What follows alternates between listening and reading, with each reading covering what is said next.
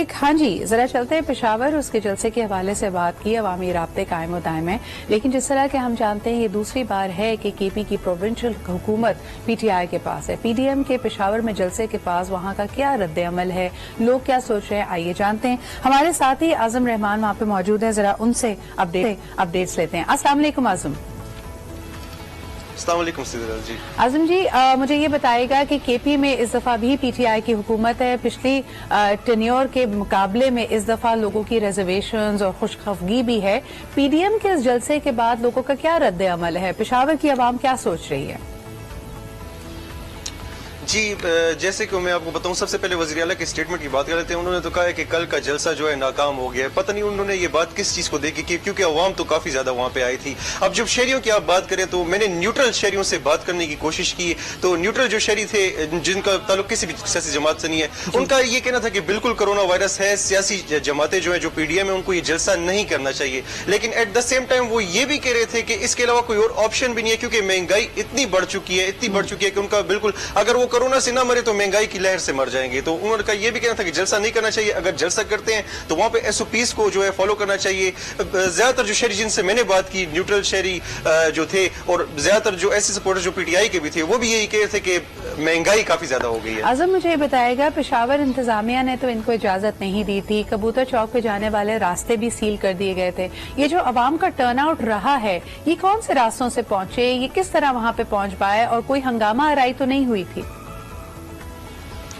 जी, हंगामा आराई इस तरह नहीं हुई बड़े लेवल पे, लेकिन छोटी छोटी जगह पे, क्योंकि मैं आपको बताऊं पेशावर का तमाम तर पेशावर जो है, जो रिंग रोड को पहुंचने वाले तमाम तर रास्ते थे, जिसमें दलजाक रोड हो गया, पूरा रिंग रोड हो गया, चरसदा रोड हो गया, जीटी रोड हो गया, तमाम तर पे कंटेनर रखे हुए थे। और मैंने ये देखा है खुद अपनी आंखों से कि शहरी जो है पैदल तवील रास्ते जो है वो पैदल चल के आए, और तकरीबन आधा पौना घंटा पैदल चलते रहे, क्योंकि उनको गाड़ियां ले जाने की इजाजत नहीं थी, कंटेनर रखे हुए थे। तो शहरियों में काफी, और मैं आपको ये बताऊं कि जब मरकजी क़यादत तकरीर करी थी उस टाइम भी दूर दराज इलाकों से हमें दिखाई दे रहे थे कि लोग बड़ी तादाद में आ रहे थे। उनको ये रास्ते बंद करने की वजह से काफी ज्यादा दुश्वारी का सामना करना पड़ा, क्योंकि शहर जगह पे कंटेनर रखे हुए थे, पूरा शहर तकरीबन ऑलमोस्ट बंद था। इसके अलावा सबसे जो बड़ी बात ये थी कि मोबाइल सिग्नल्स भी जो थे, नेटवर्क भी, वो भी बंद कर दिया गया था। इस वजह से काफी ज्यादा दुश्वारियां इंतजामी की जानिब से पैदा करने की कोशिश की गई, लेकिन उसके बावजूद भी क्राउड काफी बड़े नंबर में कल आया था। और बल्कि आखिर तक, जब तक ये जलसा जारी था, उस तक भी लोगों की ये कोशिश थी कि यहाँ पे पहुंचे, और काफी ज्यादा यहाँ पे क्राउड इकट्ठा होने लगा।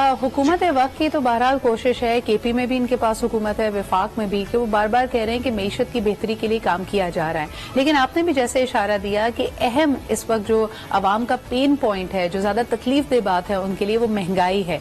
क्या आप कहेंगे कि लोग जो यहाँ पे पहुंचे वो अपने कायदीन को, मरकजी क़यादत को सुनने के लिए, यानी उन्होंने पीडीएम के जो कॉल है उस पर लब्बैक कहा है, या उनका सिर्फ और सिर्फ मसला इस वक्त महंगाई है?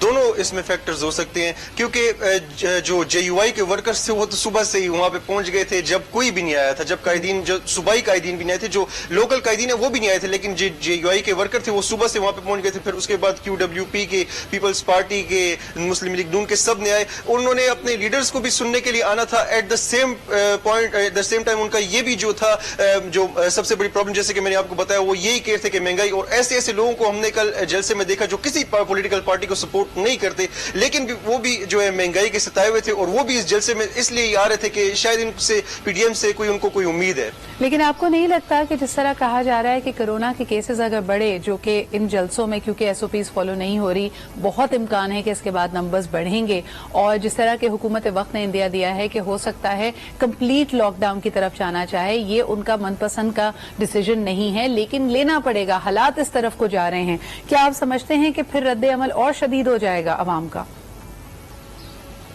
ये तो अब क्योंकि एक पहले ही महंगाई है, ऊपर से अगर अब लॉकडाउन भी कर दिया गया, मईशत तो वैसे ही जो है हमारी कुछ ठीक नहीं जा रही, और ऊपर से कारोबार भी बंद कर दिया गया, तो दुकानदार तो जो अब हम इनसे बात करते रहते हैं यहाँ पे ताजिर वगैरह, वो पहले ही बहुत गुस्से में, और उन्होंने कहा है कि अगर दोबारा लॉकडाउन का कहा गया तो हम बिल्कुल ये फैसला कबूल नहीं करेंगे और हम दुकानें वगैरह बंद नहीं होने देंगे। तो ये आपने बिल्कुल ठीक कहा है कि उनमें जो है उनमें और मजीद गुस्सा उनका जो है वो बढ़ेगा। ठीक है। अच्छा, एक कल के जलसे में हमने देखा कि अफसोसनाक खबर ये थी कि शरीफ रादान की वालदा साहिबा इंतकाल कर गई। पेशावर پشاور میں، اور اس خبر کے آتے ہی یقیناً سب لوگوں کا پورے مجھے لگا کہ جلسے کا ماحول بھی بدل گیا، ان کے لیے دعائے خیر بھی کی گئی، اور مریم نواز صاحبہ ویزیبلی کافی افسردہ نظر آ رہی تھیں.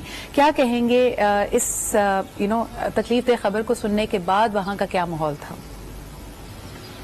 جی بالکل، ماحول وہاں پہ افسردہ ہو گیا تھا، اور خاص طور پر جو مسلم لیگ نون کے جو سپورٹرز اور جو ورکرز آئے ہوئے تھے وہ خاص طور پر اس خبر کے بعد جو ہے کافی افسردہ دکھائی دے رہے تھے. اور مریم نواز نے کافی شارٹ جو ہے تقریر کی، اور انہوں نے صرف یہی کہا کہ ان کے لیے جو ہے دعا کی جائے، ان کی فیملی کے لیے دعا کی جائے. اور اس جلسے پہ امپیکٹ پڑا تھا کل اس افسوسناک خبر کے بعد. بہت بہت شکریہ اعظم ہمارے ساتھ موجود ہونے کے لیے. یہ بڑی